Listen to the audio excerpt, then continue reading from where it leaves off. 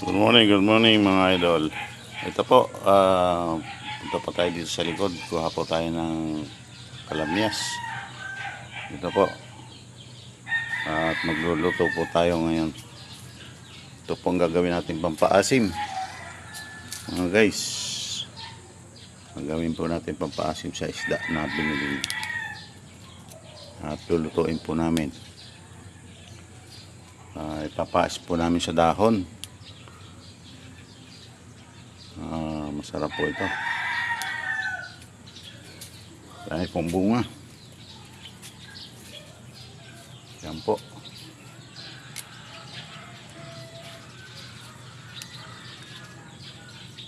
Hindi mo na kailangan bumili ng suka. Ito na lang po. Yung paasim mga guys.